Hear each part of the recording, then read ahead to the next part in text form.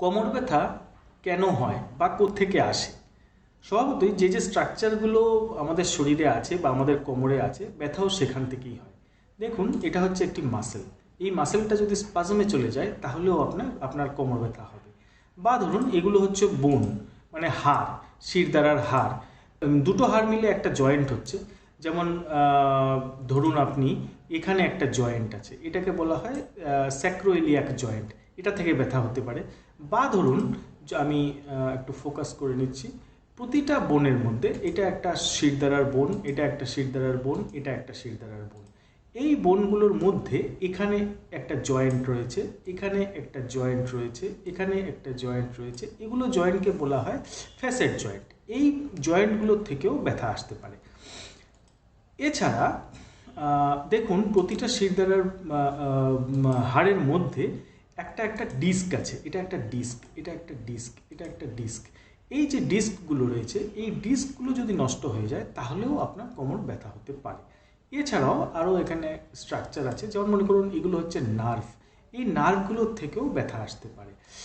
এছাড়া আরও আনকমন কিছু, মানে সাধারণত অতটা বেশি আমরা পেশেন্ট ওরকম পাই না, যেমন এই যে লিগামেন্ট, এই লিগামেন্টগুলো থেকেও ব্যথা আসতে পারে। তাহলে কী কী স্ট্রাকচার আমরা দেখলাম কোমর ব্যথার জন্য, যেগুলো সোর্স অফ পেইন?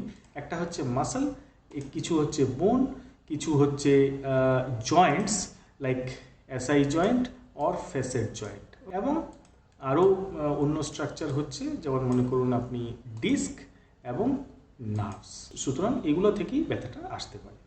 এখন দেখুন, মাসেল স্পাজম হলে ব্যথাটা কেমন হয়। ধরুন এই মাসেলটা স্পাজম হয়ে আছে, সেই ক্ষেত্রে আপনার কোমরটা খুবই শক্ত বা খুবই স্টিফ হয়ে যাবে। একটা লগ অফ উডের মতো যেন আপনি বসে আছেন, একদম স্ট্রেইট, মানে আপনি সামনে ঝুঁকতে পারবেন না। বা এবং ডান দিকে বা বাঁ দিকে যদি আপনি তাকানোর চেষ্টা করেন এক জায়গায় বসে, দেখবেন আপনার খুবই অসুবিধা হচ্ছে। এই ব্যথাগুলো সাধারণত হঠাৎ করে হয় এবং কিছুদিনের জন্য থাকে। 6-7 দিন ধরুন আপনি ওষুধ টষুধ খেলেন, আবার আপনি ঠিক হয়ে গেলেন, আবার কখনো হয়ে গেল। সাধারণত হয়তো বা একটা রং পোশ্চার বা ওজন উঠাতে গিয়ে এই ব্যথাগুলো হয়ে যায়। এই ব্যথাটা লোকালাইজড, মানে আপনার কোমরেই হবে, এবং আপনার মুভমেন্টে অসুবিধা হবে। ব্যথাটা যে ছড়িয়ে পড়বে অন্য কোথাও, তা নয়। এবার দেখি আমরা যে স্যাক্রোইলিয়াক জয়েন্টে ব্যথা হলে কেমন হয়। স্যাক্রোইলিয়াক জয়েন্ট বলতে আমরা এই জয়েন্টটাকে বোঝাচ্ছি। এখন এই জয়েন্টে ব্যথা হলে এটাও আপনারা দেখেই বুঝতে পারছেন যে একদম মধ্যের শিরদাঁড়ায় ব্যথা হয় না, এটা একটা পাশে হচ্ছে। এবং যেহেতু জয়েন্টটা এক পাশে, তো সুতরাং এক পাশে ব্যথা হয়। কখনো কখনো এই ব্যথাটা সাইড চেঞ্জ করে, কিছুদিনের জন্য একটা সাইডে হলো, আবার ঠিক হয়ে গেল, আবার অন্য সাইডে চলে গেল। এই ব্যথাটা অবশ্য কিছুটা ছড়ায়, মানে ধরুন আপনার পায়ের পিছন দিক দিয়ে থাইয়ের দিক দিয়ে এটা হাঁটু পর্যন্ত এটা ছড়াতে পারে। এবং এটাকে পজিশন ওয়াইজ এটাকে আমরা বাটক পেন বলেও বলতে পারি, কেননা এটা একদম নিচের পোর্শনেই ব্যথাটা হয়, এই জয়েন্টটা অনেকটাই নিচে। সাধারণত ট্রমা থেকে এই ব্যথা হতে পারে, কোনো চোট লাগলে ব্যথা হতে পারে, বা ফিমেলদের ক্ষেত্রে আফটার নর্মাল ডেলিভারিও এই ব্যথাটা দেখা যেতে পারে। এবার আমরা দেখি যে ফ্যাসেট জয়েন্টগুলো কোথায় আছে, আবার দেখে নিচ্ছি। তো ফ্যাসেট জয়েন্টগুলো হচ্ছে এই জয়েন্টগুলো। ওকে, এই জয়েন্টগুলোর ব্যথাটা কেন হয়? এই জয়েন্টের ব্যথাও অ্যাকচুয়ালি নষ্ট হওয়ার কারণ, বিভিন্ন কারণ হতে পারে। সাধারণ ওয়ার অ্যান্ড টিয়ার, মানে আপনার বয়সজনিত কারণেও এই জয়েন্টগুলো নষ্ট হতে পারে, বা চোট লাগলেও নষ্ট হতে পারে। এই ব্যথাগুলো পিঠের এক সাইডে থাকে, এমন না যে এটা জাস্ট হলো আর চলে গেল। এটা যদি থাকে তাহলে একটা মিনিমাম অ্যামাউন্ট অফ ব্যথা সবসময়ই থাকবে, মানে মুভমেন্টে, অফকোর্স মুভমেন্ট করলেই এই ব্যথাটা ফিল করতে পারবেন, এমনিতে শুয়ে পড়লে ব্যথা ফিল হবে না।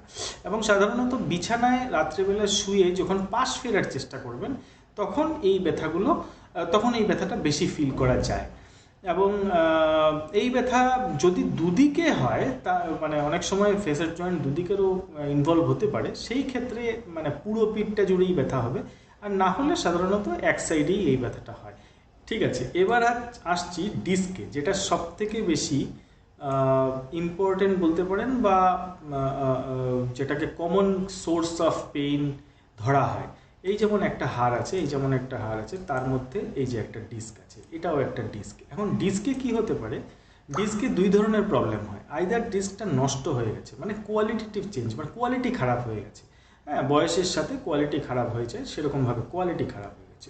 ওর এই ডিস্কটা একদম ফেটে বেরিয়ে গেছে, এক সাইডে ফেটে বেরিয়ে গেছে। এখন যদি কোয়ালিটি খারাপ হয়ে যায় তাহলে কি হবে? তাহলে ব্যথাটা সেই কোমরের মধ্যেখানেই হবে, মানে যেখানে আপনার ডিস্কটা আছে তার উপরে, মানে সেই লেভেলে কোমরের মধ্যেখানেই হবে। এবং এই ব্যথাটা ম্যাক্সিমাম সময় যে আপনি শুয়ে আছেন কোনো ব্যথা নেই, এবং যেই উঠে বসবেন আস্তে আস্তে 15 মিনিট, 20 মিনিট, 30 মিনিট পরে গিয়ে ব্যথাটা শুরু হবে। এবং অনেক সময় এই ব্যথাটা খুব বেশি সিভিয়ারও হতে পারে, কিন্তু শুয়ে গেলে ব্যথা ঠিক হয়ে যাবে। এটা হচ্ছে ডিস্কের ব্যথা, কিন্তু জাস্ট কোয়ালিটি খারাপ হওয়ার জন্য এই ব্যথাটা আপনি ফিল করছেন। কিন্তু যদি সেকেন্ড টাইপের প্রবলেম হয়, যে ডিস্কটা ফেটে বেরিয়ে গেছে, তখন কীরকম হবে?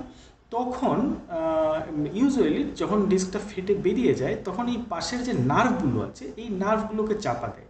তখন মেইন ব্যথাটা, তখন ডিস্কের ব্যথাটা আর মেইন থাকে না, তখন মেইন হয়ে যায় এই নার্ভকে চাপা দেওয়ার জন্য যে ব্যথাটা সেটা। এবং সেই ব্যথাটা কি, যেটাকে আমরা কমনলি বলে থাকি সায়াটিকা। সায়াটিকা মানে কোমর থেকে ব্যথা পায়ের দিকে নেমে আসবে, একটা ঝিনঝিন ঝিনঝিন ভাবও থাকতে পারে, বা প্রচণ্ড ব্যথা থাকবে, কোমরের পিছন দিকে নেমে আসবে। এটা কোমর থেকে পায়ের পিছন, থাইয়ের পিছন দিক হয়ে পুরো পা পর্যন্ত যাবে। তখন আপনি বুঝবেন যে